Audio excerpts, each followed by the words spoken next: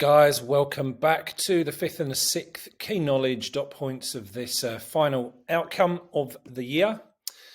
Here we are talking about something called high and low risk strategies. Okay, so here is our study design, and here you can see we put the two of these dot points together. High risk, low risk, kind of part of the same thing, two different sides to the same coin essentially. And you can see again, we have a little script within each of them. So low risk strategies to overcome employee resistance, including communication, empowerment, support, and incentives. And then we've got a couple of high risk strategies, including manipulation and threat. So they're the 4 and the 2 that you want to learn. They're the ones identified in the study design. That's what our focus is going to be on.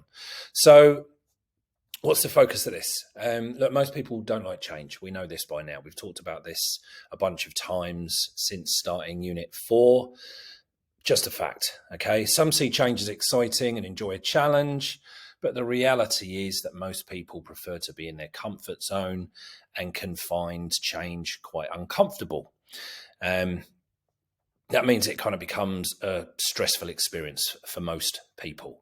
You know, the image you see there is a bit like, you know, people don't like feeling a bit like a fish out of water, essentially. So people like being in their comfort zone, generally speaking, and generally speaking, most people can find a change process quite uncomfortable and don't particularly enjoy it.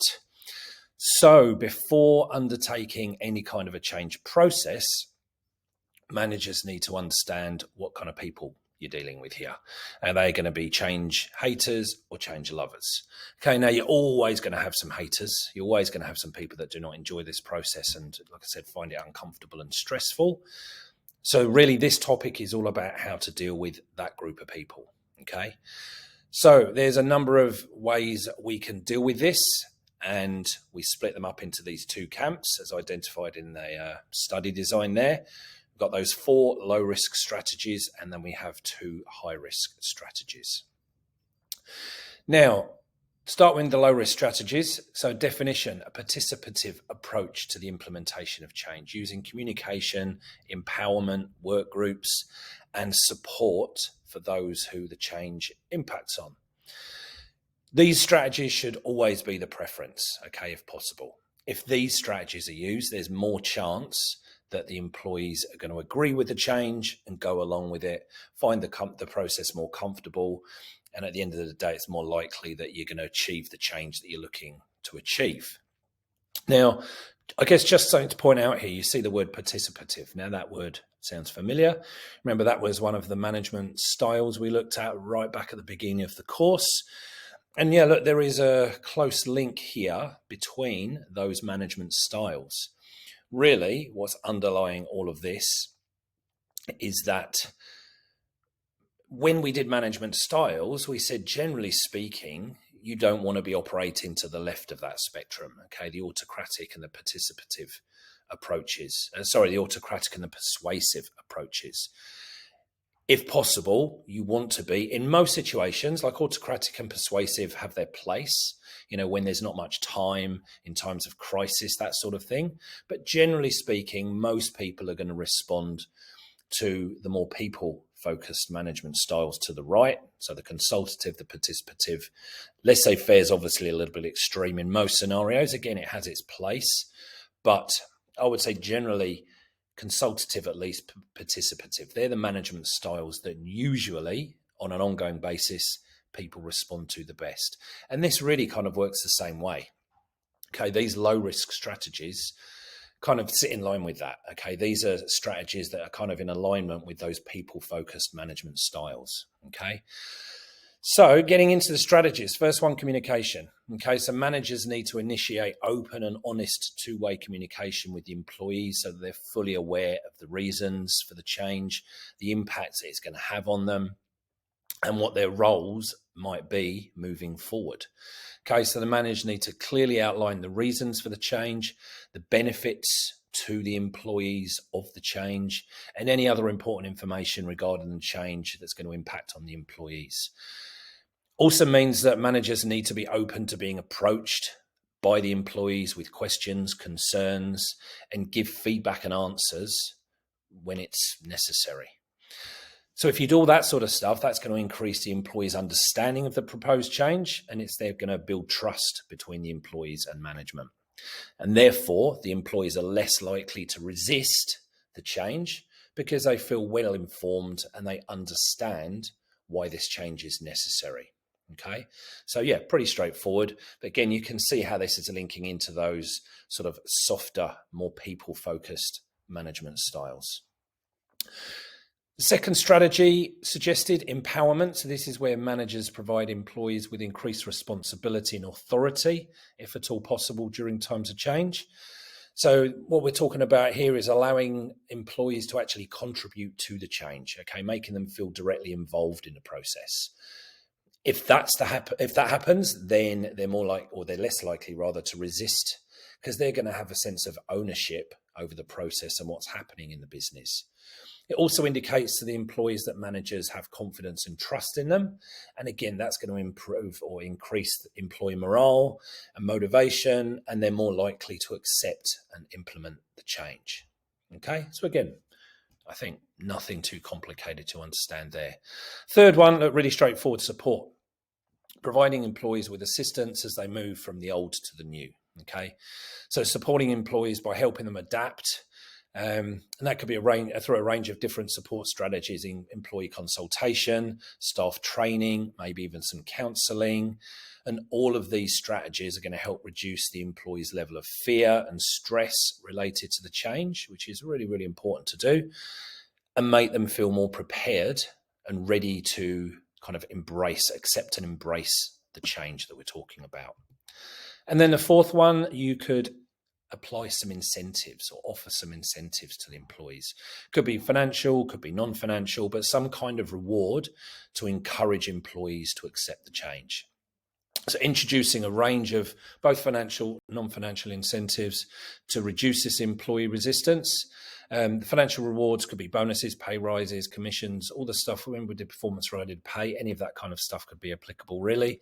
And new non-financial rewards could be promotions or just adding in extra responsibilities for the people that kind of are driven and motivated by that type of thing.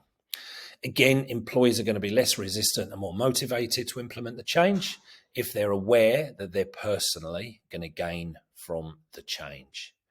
Okay, so there's your 4 low-risk strategies. And like I said, these are the ones that you really want to be putting in place as much as possible. Now we move into the high-risk strategies.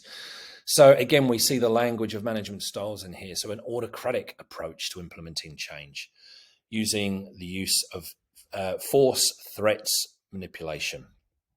So these methods can be used to quickly reduce employee resistance of change. So again, think back to management styles: autocratic, persuasive, when time is of the essence. If you're under time restraints, same sort of a thing. This is when you might kind of flick over to the high-risk strategies.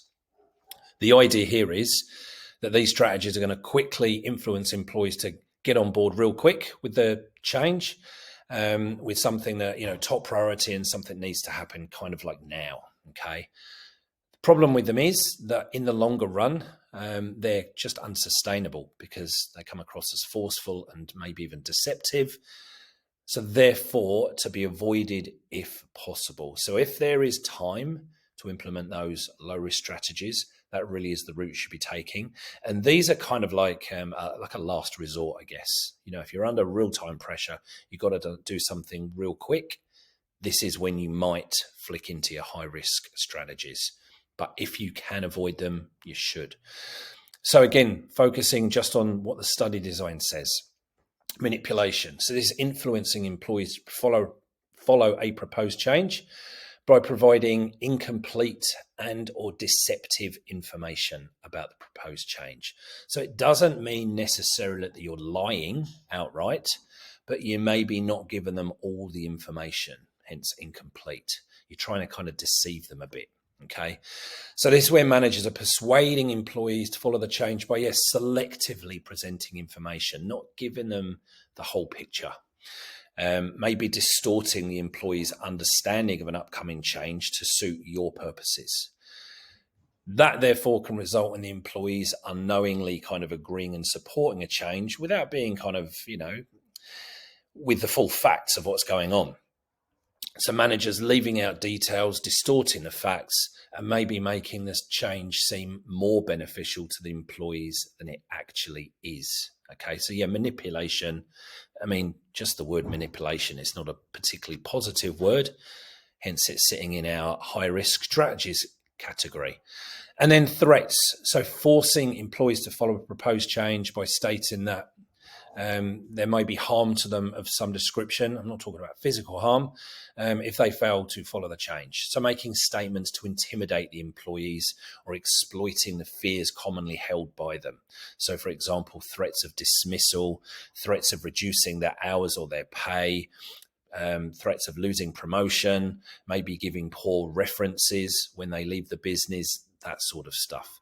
So obviously you need to be very careful here that you're not stepping into the realms of illegality, but you can do those things while kind of still staying on the right side of employment law, but yeah, still threatening the position of employees and making them feel that they kind of have to go along with it or they're going to lose out in some way. And that is it. Nice, quick one for you. So just make sure you understand and you can explain each of those 4 low risk and the 2 high risk, and also, and I don't think this is too hard, when you're given case material and you're asked to suggest strategies to, overcome resistance to change, you'd be talking only about those high risk ones if, there's this time pressure and things need to be done quickly. Okay, so that's it for now. I will see you in the next video for Key Knowledge 7. Cheers for now.